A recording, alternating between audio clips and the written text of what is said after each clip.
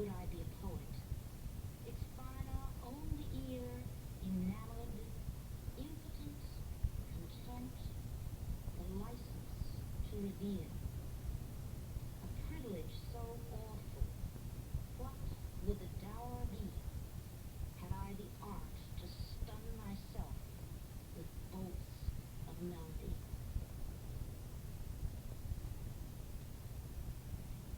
It is notable how much sexual imagery there is in this poem. The poem is about choosing an orthodox, feminine role, the receptive rather than the creative, viewer rather than painter, listener rather than musician, acted upon rather than active. Yet even while choosing this role, she wonders how the fingers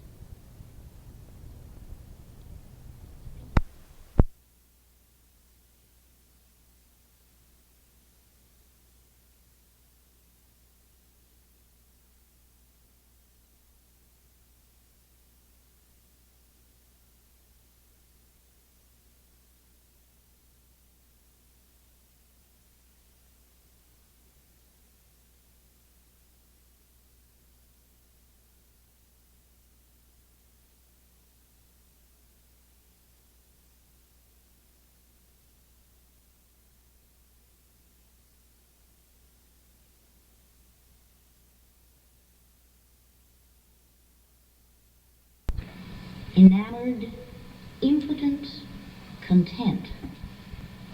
The strange paradox of this poem, its exquisite irony, is that it is about choosing not to be a poet, a poem which is gainsaid by no fewer than 1,775 poems made during the writer's life, including itself. Moreover, the images of the poem rise to a climax, like the balloon she evokes, but the climax happens, as she describes, not what it is to be the receiver, but the maker and receiver at once. A privilege so awful, what would the dower be, had I the art to stun myself with bolts of melody? A climax which recalls the poem, he fumbles at your soul as players at the keys before they drop full music on. And of course, in writing those lines, she possesses herself of that privilege and that dower. I have said that this is a poem of exquisite ironies. It is indeed, though in a very different mode, akin to Dickinson's little girl strategy. The woman who feels herself to be Vesuvius at home has need of a mask, at least, of innocuousness and of containment. On my volcano grows the grass, a meditative spot. An acre for a bird to choose would be the general thought. How red the fire rocks below, how insecure the sod, did I disclose, would populate with awe my solitude. Dickinson's biographer and editor, Thomas Johnston, has said that she often felt herself possessed by a demonic force, particularly in the years 1861 and 1862, when she was writing at the height of her drive. There are many poems besides He Put the Belt Around My Life, which could be read as poems of possession by the daemon, poems which can also be and have been read as poems of possession by the deity or by a human lover. I suggest that a woman's poems about her relationship to her daemon, her own active creative power, has in patriarchal culture used the language of heterosexual love or patriarchal theology. Ted Hughes tells us that the eruption of her imagination and poetry followed when she shifted her passion with the energy of desperation from the lost man onto his only possible substitute, the universe in its divine aspect. Thereafter, the marriage that had been denied in the real world went forward in the spiritual, just as the universe in its divine aspect became the mirror image of her husband, so the whole, husband in quotes, so the whole religious dilemma of New England at that most critical moment in its history became the mirror image of her relationship to him, of her, quote, marriage, in fact. This seems to me to miss the point on a grand scale. There are facts we need to look at. First, Emily Dickinson did not marry, and her non-marrying was neither a pathological retreat, as John Cody sees it, nor probably even a conscious decision. It was a fact in her life, as in her contemporary Christina Rossetti's. Both women had more primary needs. Second, unlike Rossetti, Dickinson did not become a religiously dedicated woman. She was heretical, heterodox in her religious opinions, and stayed away from church and dogma. What, in fact, did she allow to put the belt around her life? What did wholly occupy her mature years and possess her? For whom did she decline the invitations of other lives? The writing of poetry, nearly 2,000 poems, 366 poems in the year of her fullest power. What was it like to be writing poetry you knew, and I'm sure she did know, was of a class by itself, to be fueled by the energy it took first to confront, then to condense that range of psychic experience into that language, then to copy out the poems and lay them in a trunk, or send a few here and there to friends and relatives as occasional verse or as gestures of confidence? I am sure she knew who she was, as she indicates in this poem.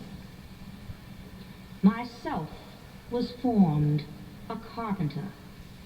An unpretending time, my plane and I together wrought, before a builder came to measure our attainments. Had we the art of boards sufficiently developed, he'd hire us at halves. My tools took human faces, the bench where we had toiled, against the man persuaded. We temples build, I said. This is a poem of the great year 1862, the year in which she first sent a few poems to Thomas Higginson for criticism. Whether it antedates or postdates that occasion is unimportant. It is a poem of knowing one's measure, regardless of the judgments of others. There are many poems which carry the weight of this knowledge. Here's another. I'm seated, I've stopped being theirs. The name they dropped upon my face with water in the country church is finished using now. And they can put it with my dolls, my childhood, and the string of spools I've finished threading too. Baptized before, without the choice, but this time consciously of grace, unto supremest name, called to my fill, the crescent dropped, existence's whole arc filled up with one small diadem. My second rank, too small the first, crowned, crowing on my father's breast, a half unconscious queen, but this time adequate, erect, with will to choose or to reject, and I choose just a crown. Now this poem partakes of the imagery of being twice born, or in Christian liturgy, confirmed. And if this poem had been written by Christina Rossetti, I would be inclined to give more weight to a theological reading. But it was written by Emily Dickinson, who used the Christian metaphor far more than she let it use her. This is a poem of great pride, not pridefulness, but self-confirmation. And it is curious how little Dickinson's critics, perhaps misled by her diminutives, had recognized the will and pride in her poetry. It is a poem of movement from childhood to womanhood, of transcending the patriarchal condition of bearing her father's name and crowing on my father's breast. She is now a conscious queen, adequate, erect, with will to choose or to reject. Now I'm going to read a poem which is the real only begetter of my thoughts here about Dickinson. A poem I've mused over, repeated to myself, taken into myself over many years. I think it is a poem about possession by the daemon, about the dangers and risks of such possession if you are a woman, about the knowledge that power in a woman can seem destructive, and that you cannot live without the daemon once you have been possessed by him. The archetype of the daemon as masculine is beginning to change, but it has been real for women up until now. But this woman poet also perceives herself as a lethal weapon. My life had stood a loaded gun in corners till a day the owner passed, identified, and carried me away. And now we roam in southern woods, and now we hunt the doe, and every time I speak for him, the mountains straight reply. And do I smile, such cordial light upon the valley glow, it is as a Vesuvian face had let its pleasure through. And when at night, our good day done, I guard my master's head, 'tis better than the eider duck's deep pillow to have shared. To foe of his I'm deadly foe, none stir the second time on whom I lay a yellow eye or an emphatic thumb.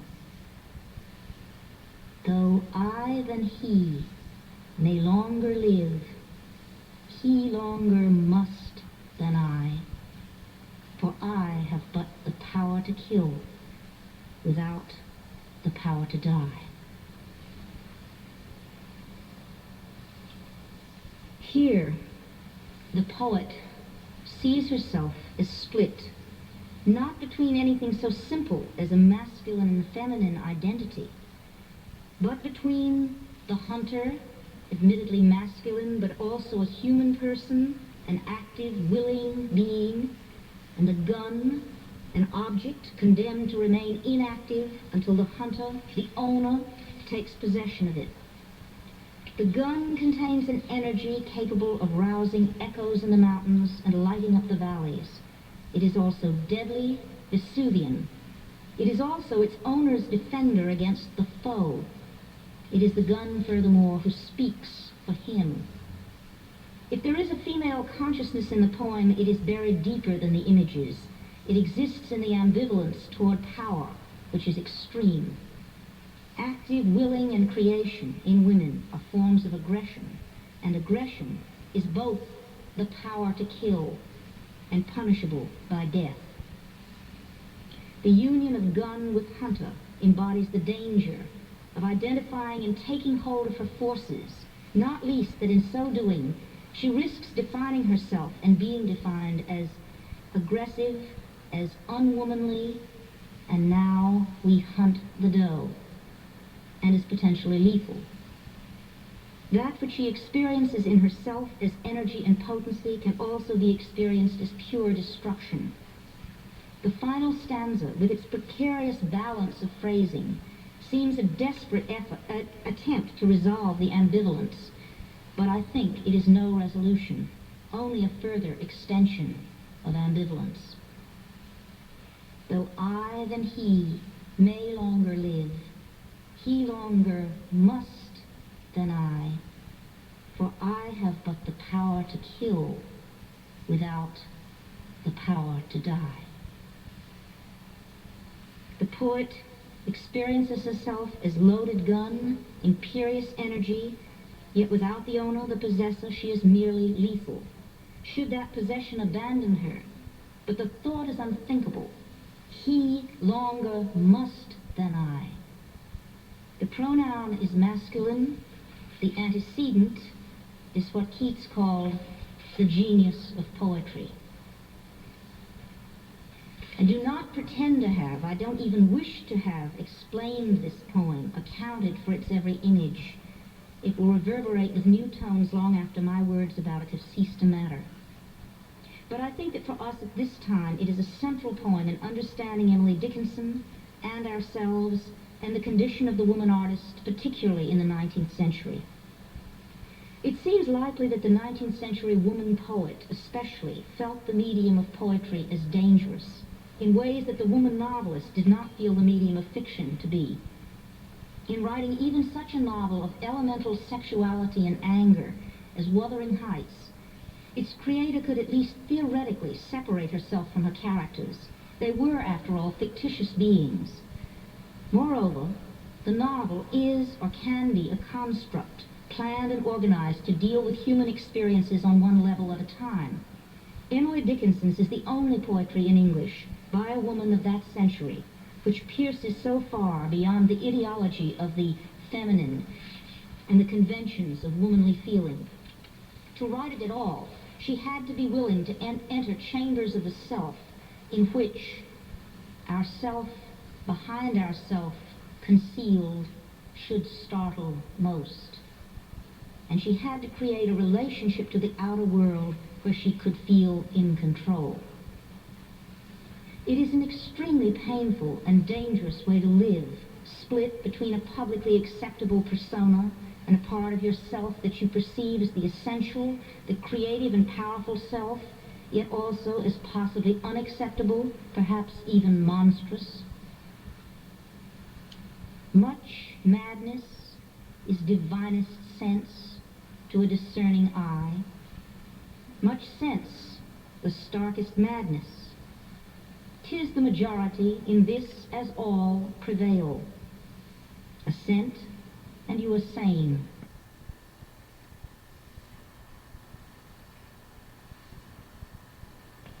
Demur, you're straightway dangerous, and handled with a chain. For many women, the stresses of this splitting have led, in a world so ready to assert our innate passivity and deny our creativity, to extreme consequences: the mental asylum, self-imposed silence, recurrent depression, suicide, and often severe loneliness. Dickinson is the American poet whose work consisted in exploring states of psychic extremity. For a long time, as we have seen, this fact was obscured by the kinds of selections made from her work by timid, if well-meaning editors. In fact, Dickinson was a great psychologist, and like every great psychologist, she began with the material she had at hand, herself. She had to possess the courage to enter, through language, states which most people deny or veil with silence.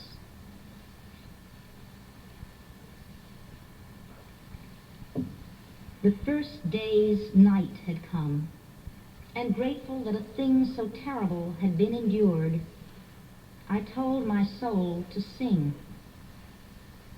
She said her strings were snapped, her bow to atoms blown, and so to mend her gave me work until another morn. And then a day as huge as yesterday's in pairs unrolled its horror in my face until it blocked my eyes. My brain begun to laugh. I mumbled like a fool, and though 'tis years ago that day, my brain keeps giggling still, and something's odd within. That person that I was and this one do not feel the same. Could it be madness, this? Dickinson's letters acknowledge a period of peculiarly intense personal crisis. Her biographers have variously ascribed it to the pangs of renunciation of an impossible love, or to psychic damage deriving from her mother's depression and withdrawal after her birth. What concerns us here is the fact that she chose to probe the nature of this experience in language. The soul has bandaged moments when, too appalled to stir, she feels some ghastly fright come up and stop to look at her, salute her with long fingers, caress her freezing hair, sip goblin from the very lips the lover hovered o'er.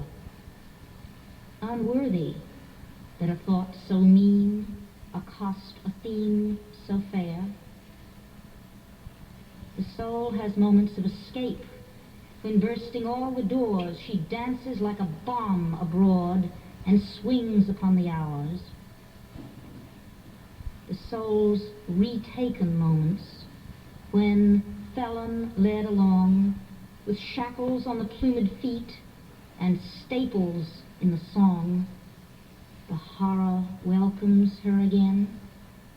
These are not braid of tongue.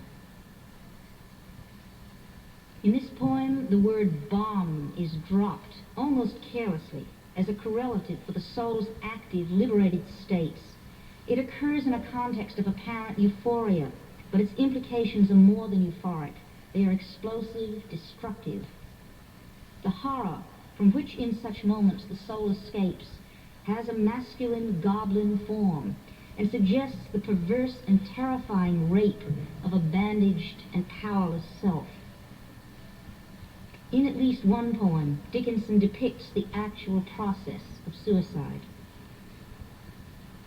He scanned it, staggered, dropped the loop to past or period, caught helpless at a sense as if his mind were going blind, groped up to see if God were there, groped backward at himself, caressed a trigger absently, and wandered out of life.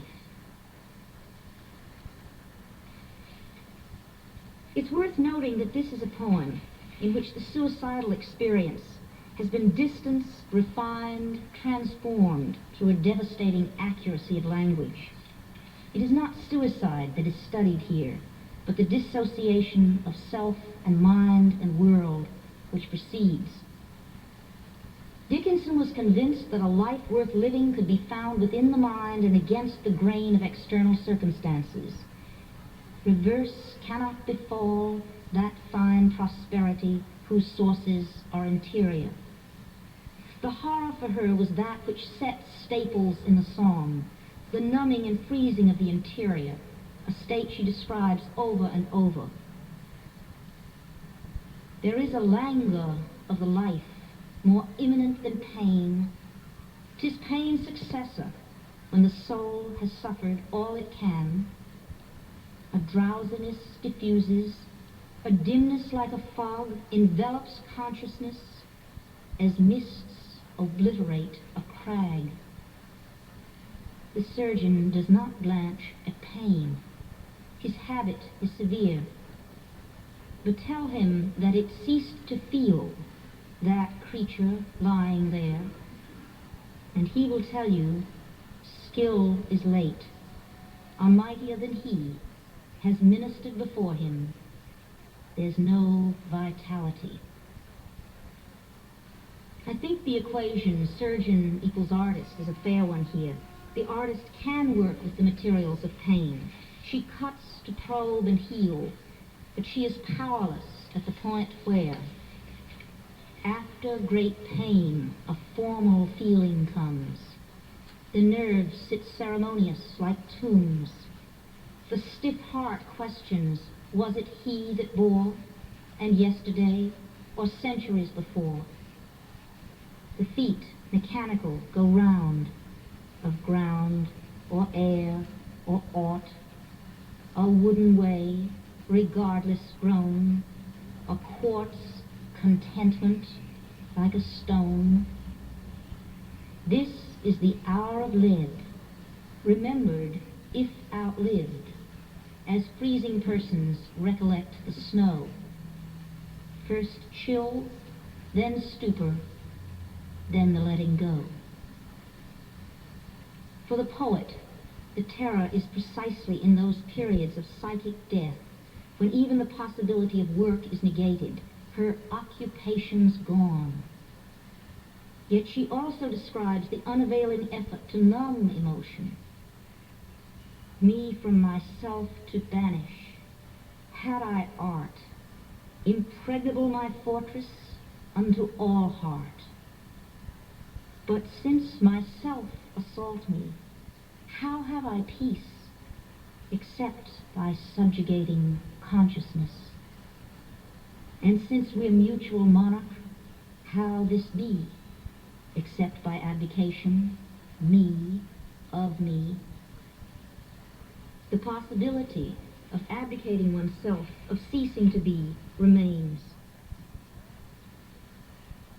Severer service of myself I hastened to demand, to fill the awful longitude your life had left behind. I worried nature with my wheels when hers had ceased to run. When she had put away her work, my own had just begun.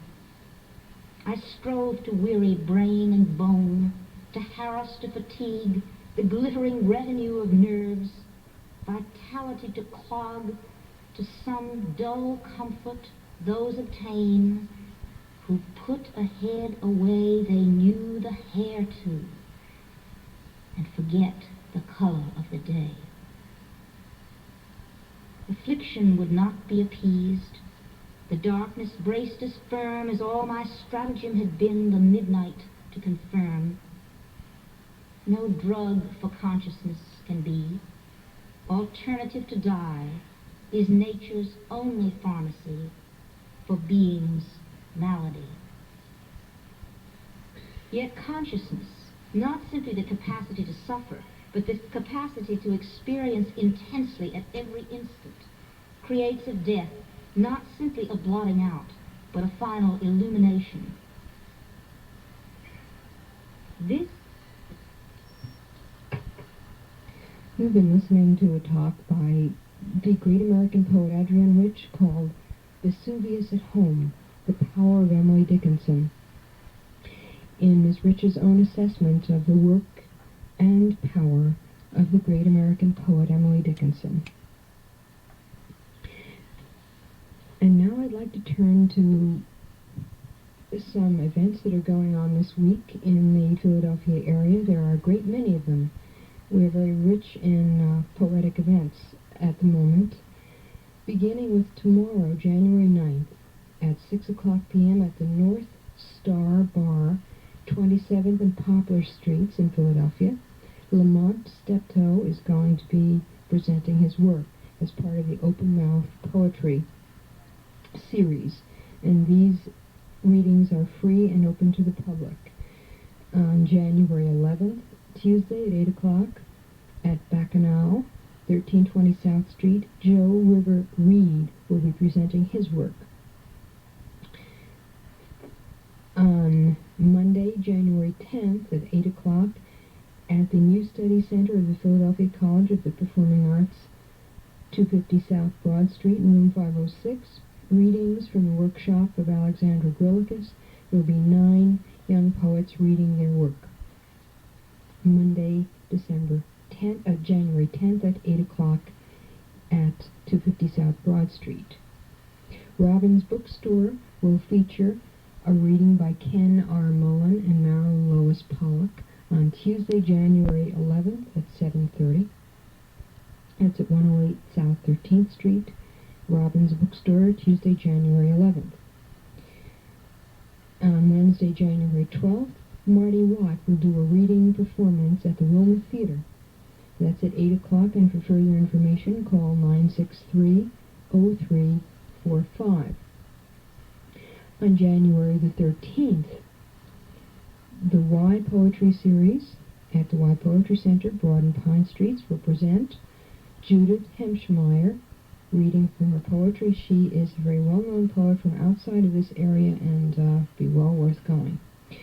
And also in this series on January 19th, Judith Johnson Sherwin will be reading her poetry, and she will be a poet in residence at the Y Poetry Center for a 5-session series of poetry workshops beginning January 5th and running through the 26th of this month.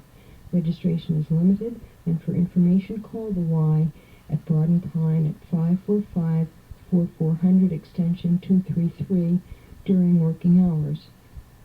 This is an unusual event coming up on the 26th. That is, spend an afternoon with Maxine Kuhlman at the Klein branch of JYC. That's the Klein branch is at Red Lion Road and Jameson Streets in Philadelphia, and for further information, call 698-7300. Maxine Kuhlman, the poet, novelist, and story writer, will be appearing there on January 23rd at 2 p.m. in the afternoon. And that's certainly an interesting place for her to appear, and well worth attending. And finally, the Bucks County Writers Guild announces that it's accepting submissions from the Philadelphia area for its quarterly, which is entitled One Part Clear. They publish poetry, short prose, and graphics. And if you're interested, send your submissions to the Bucks County Writers Guild, Post Office Box 1092, Levittown,